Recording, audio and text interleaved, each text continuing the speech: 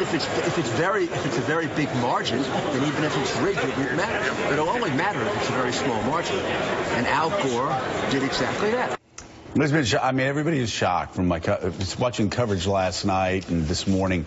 Everybody is shocked and horrified that Donald Trump would suggest that he was going to wait and that he's even used the words rigged. I heard people last night saying that he's the first person to ever do this, that this actually cuts at the very heart of America's credibility. Well, there were so many incredible moments last night. Both of them came loaded to attack each other, and that we want to get to them all. But to this point, because there was a lot of reaction to this, it is the case that charges of a rigged or stolen election do not exclusively belong to Republicans.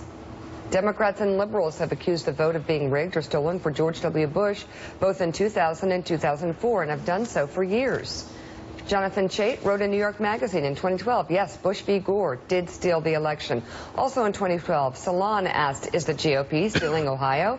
In 2014, Ezra Klein of Vox wrote that 68% of Americans think elections are rigged. And he said they're right in that article. In 2000, Jesse Jackson demanded an inquiry of the results in Florida, saying shortly after the election, 22,000 people are begging for their vote to count and for its intent to be realized. This last vote caused a crisis in the credibility of this election. This is a crisis of integrity. We, the American people, deserve better. We should settle for nothing less. In 2006, Rolling Stone published a lengthy article asking, was the 2004 election stolen?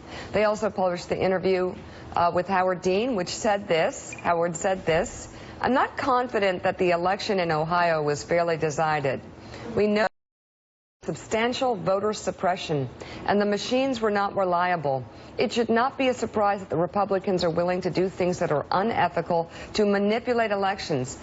That's what we suspect has happened, and we'd like to safeguard our elections so that democracy can still be counted on to work. Later in that year, in October, Josh Marshall wrote about Ohio Secretary of State Ken Blackwell stealing the election, and a portion of Michael Moore's documentary, 2004, Fahrenheit 9/11, tried to delegitimize the 2000 results in Florida. And you know, also